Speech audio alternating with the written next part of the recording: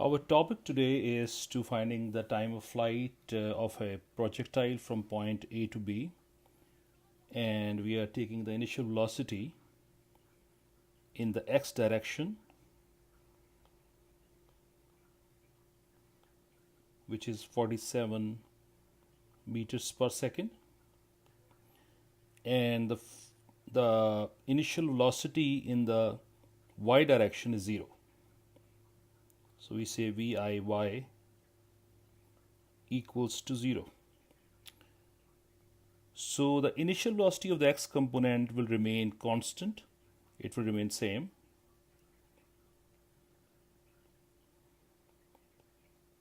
So we'll say throughout the projectile motion, the x component of the initial velocity will remain the same.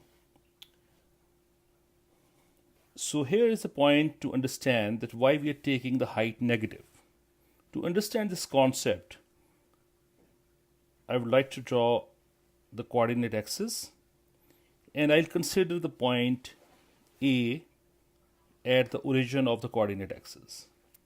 And if we consider that if we consider the negative y-axis, and if we take the point negative 50, so we all understand that why the height is negative, because in this case of a projectile motion, we are taking the height negative because we are considering this A as a point of origin, and negative 50 because it's below than A, which is at the negative y-axis.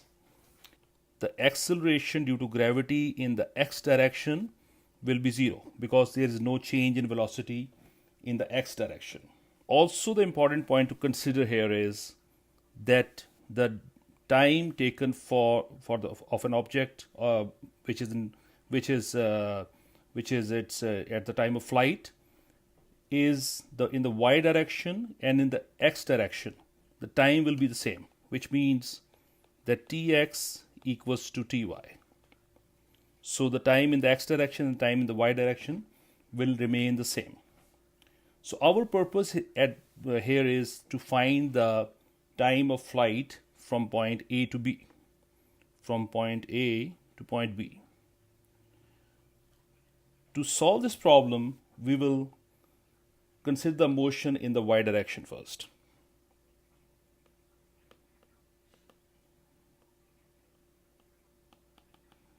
So we'll consider all the y coordinates of the initial velocity and the final velocity.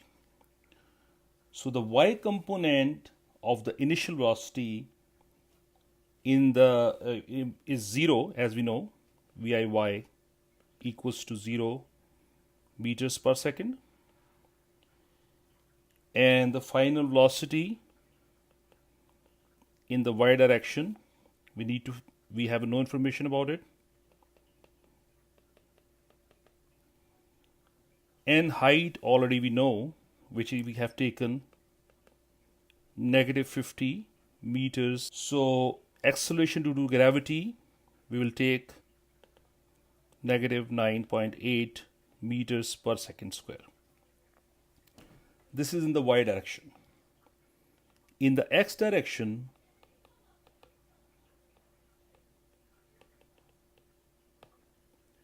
we'll consider that as in the x direction the velocity is constant, so we'll say Vix equals to 47 meters per second, and also the final velocity in the x direction will also be the same, 47 meters per second, and delta x we cannot find until and unless we know the time of flight, and the acceleration due to gravity in the x direction is 0 because the velocity in the x direction is same or constant. So if we consider the both datas,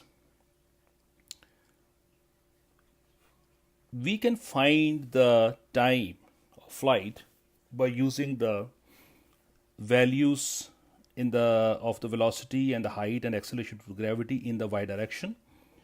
So we'll use an equation delta H equals to VIY times time plus half of acceleration due to gravity in the y direction, t square. So we have information about the height, which is negative 50. Initial velocity in the y direction, as we have already discussed about it, that it is 0, you can see. So 0 times t plus 1 by 2. The acceleration due to gravity in the y direction is negative, which is negative 9.8 meters per second square. And then we'll write t square. So our equation will be reduced to negative 50 equals to negative 9.8 divided by 2 t square. So it's negative 50 equals to negative 4.9 t square. We'll divide negative 4.9 at both sides of an equation. Negative will be cancelled with the negative. And t square, we'll take the square root at both sides.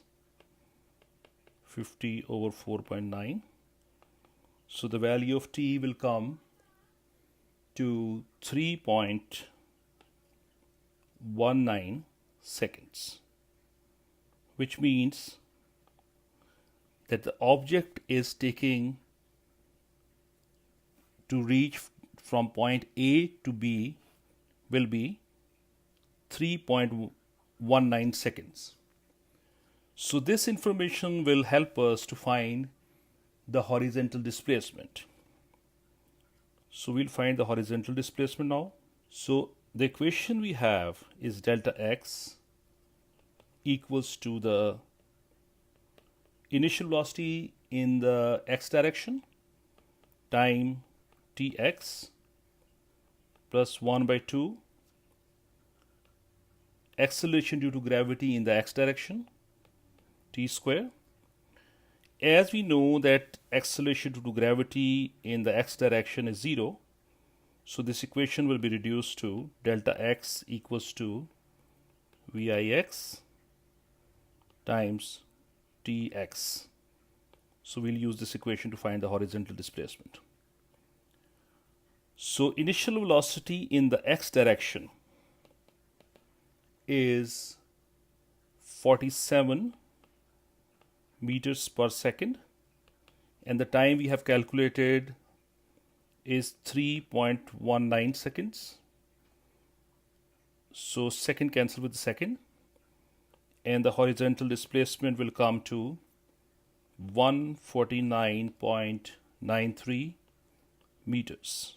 Now we will find what will be the final velocity of an object when it will hit to the ground at point B. So what it means that when object is launching from height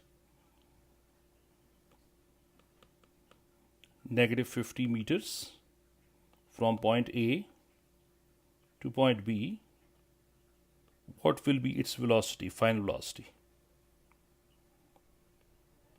Vf. So we will resolve this final velocity into its component, which will be the vertical component and the horizontal component. So we will say Vfy and Vfx. So Vfx is definitely in the horizontal direction, the velocity is same, which is 47 meters per second. And the final velocity, we have no information about it, but we can calculate this. The y component of the final velocity. So we will calculate Vfy, Viy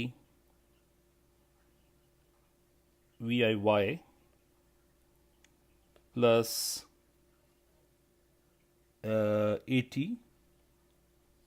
which means GYT. So as we know that the initial velocity in the y direction, it was 0.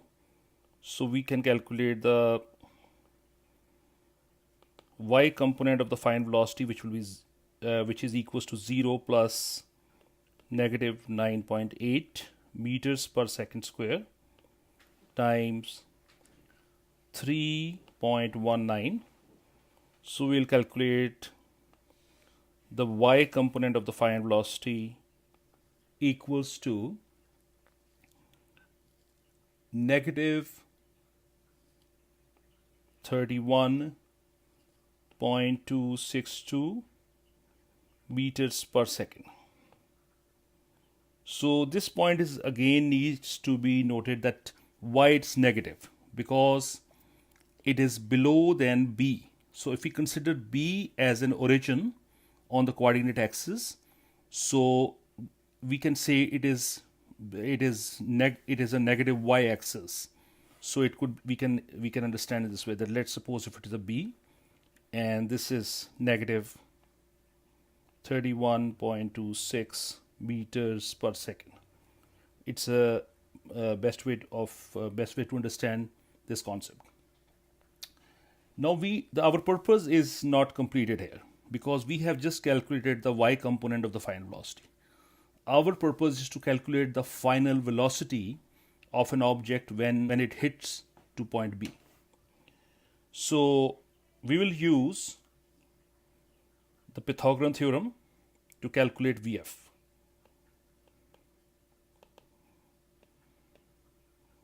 So it's negative 31.26 square plus 47 square. So we have the final velocity we are calculating is 55.7 meters per second. So this is the final velocity of an object when it will hit at a point B on the ground. So what should be the angle between the final velocity and the x component of the final velocity? For this purpose, we need to calculate, we will apply tangent theta,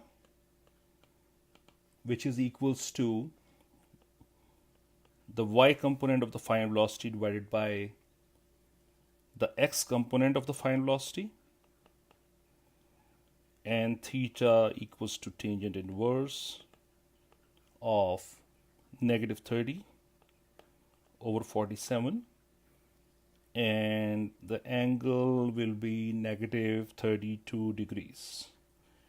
So the angle between the x component of the final velocity and the final velocity is negative 32 degrees.